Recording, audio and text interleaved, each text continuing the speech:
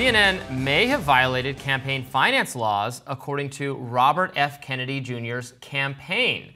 RFK Jr.'s camp released a statement earlier this week claiming the network has ignored Federal Election Commission law by keeping the third-party candidate from the debate stage. In the statement, they write, quote, CNN, Biden, and Trump flagrantly violated the Federal Election Campaign Act requirement that media broadcasters use pre-established and objective in quotes, criteria to determine candidate participation. Failure to use objective criteria renders the debate a campaign contribution subject to strict donation limits. Now, RFK Jr.'s team filed a complaint with the FEC for this dubious language used to ensure he won't make the stage, but the FEC confirmed it does not recognize CNN's criteria. Now, polls show RFK is pulling votes from Biden and Trump, and he's doing better than expected with Latino voters. Election advocacy organization Voto Latino released a survey Monday revealing that of 2,000 Latino voters surveyed in 5 critical states, Arizona, North Carolina, Nevada, Texas, and Pennsylvania, 1/5 or 18% of likely Latino voters were leaning towards a third-party presidential candidate. Joining us now to break all this down is Larry Sharpe, Outreach Director for American Values and former Libertarian Party New York Governor candidate. Larry, welcome. Thank you for joining us today. So this lawsuit that was filed about objective criteria, and it does seem that there is criteria laid out by the FEC, specifically being constitutionally eligible, appearing on a sufficient number of state ballots, and having a chance, or 15%, of winning votes in the Electoral College. So which of these did CNN end up violating? Every single one of them. And because it was not actually objective or pre-established early on, the criteria also, the funny part is, the only person who actually does fit the criteria is Bobby Kennedy Jr. RFK is the only one. The other 2 candidates, Trump and Biden, are not on the ballot in any states. They are the presumed or presumptive candidate. And that's something that CNN decided to just make up. And I'm not making that up. They made it up, not me. There's no such thing as presumptive candidate in state law, no such thing as presumptive candidate in FEC rules and regulations. Nowhere is that a thing. They just decided that. And then they said to themselves, well, because they're presumptive, we don't have to put criteria on them. We'll just put it on Bobby Kennedy. And they know they did it on purpose. Their own reporting said that if they do it this way, it might weed out, their words, not mine, it might weed out some third-party candidates. This is purposely pushing this away.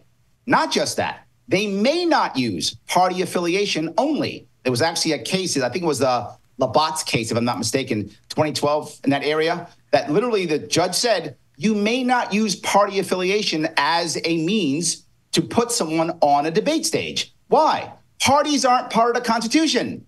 That's something we just made up. George Washington told us to not do it. We didn't listen to him, but we did it. We made that up. These companies, and I say that when I say company, I mean that. These parties are private companies. Bernie Sanders found that out the hard way back in 2016, 2017, when he tried to sue the DNC. And a court case there, again, federal judges said, we can't touch this. It's a private organization. So literally coming up here in July for the Democrats and August for the Republicans, if they want to, they can pick anybody they want as their nominee. They don't have to pick Trump. They don't have to pick Biden. They can do whatever they want. They are a private company. Right now, we have a great system where 2 private companies run all our elections. So, yeah, I'm not happy about this. The Bobby Kennedy's campaign is exactly correct. I support that concept completely. We have to break this system. Now, it seems like what happened here, was obvious. CNN wanted to host this debate. Trump and Biden, something they can agree on is they didn't want RFK Jr. in it. It seems from the reporting that they clearly signaled they were only going to participate in this debate, both of them, if it was just the 2 of them on stage. They didn't want to share.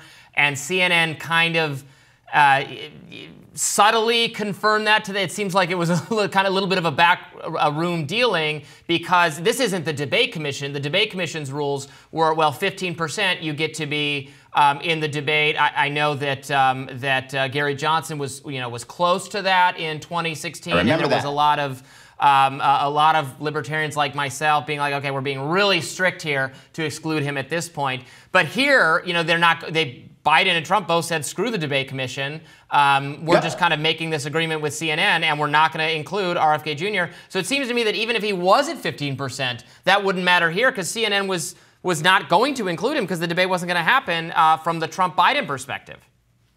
I really wish debates were about, Americans getting to understand who we're going to see, about getting information about candidates. It's not. It's about ad revenue. That's a fact. And CNN wanted ad revenue. CNN, by the way, which is not usually done, has decided that they actually wanted to add, and will add, if this actually goes, they will add commercial time during the debate.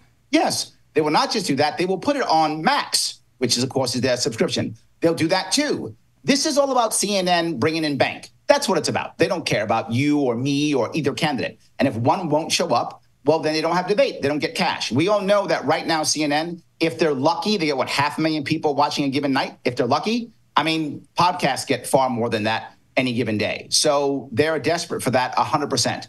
The reason why they broke away was to make a deal, right? They wanted to make a deal outside of the rules. That was their entire goal. Look, the reality of it is Trump and Biden are two desperate men who just want to keep this fighting on a culture war. They don't want to deal with real issues at all, right? Earlier, you just mentioned how many Latino voters are looking at RFK Jr. Why?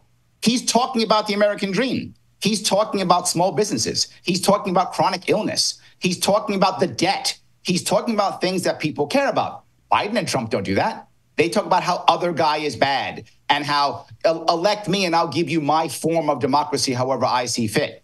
Bobby Kennedy wants to break this system, and they know that. And the system doesn't want to be broken. So that's why they push against it. You are exactly correct. Is this, but my question is the FEC complaint likely to do anything? It does look to me like we're getting a little, I'm not disagreeing with the analysis you had there at all. They're going to say, well, yeah, that's really technical and we don't care. I could very well see that being the response from the government on this point. And, and then from a libertarian standpoint, I'm not sure I would even while I'm going to make fun of CNN, I'm going to criticize them for not having a debate that includes RFK Jr. Do I think they need to be legally obligated under obscure campaign law? Frankly, probably not. I don't think I should, I would, now rising here, we would love to host a debate with all three candidates and with Chase Oliver and the Green Party and anyone else as well.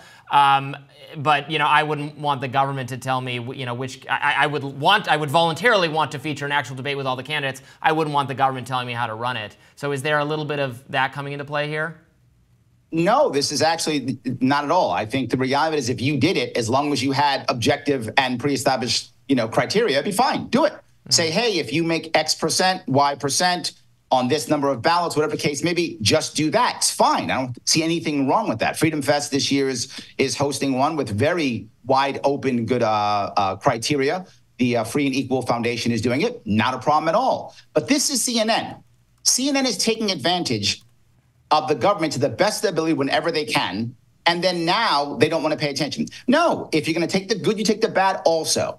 But not just that. I think what is a more important piece, they literally are putting people like Trump and Michael Cohen, making them felons based upon election law, based upon campaign finance. And the argument here is if CNN does this with people who they pick and pushing out others, that they are giving away basically advertisements for free. This is millions of dollars in campaign contributions. Do they want to just make it legal and do a campaign contribution as an organization? Follow the law like everybody else. Don't put other people in jail. And I'm fine with it. But they are doing that. That's the problem. There is no double standard here. And what should happen is the FEC should step in and say, stop.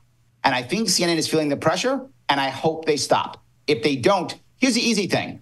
Just put Bobby Kennedy on the debate stage. That's it. You solved your problem. But the problem is, to your point, that's what they don't want. This isn't about that. It's about them keeping their donors happy, keeping the advertisements coming from Democrats, Republicans. It's just about cash. Larry Sharpe, thank you so much for joining us. We really appreciate it. Thank you.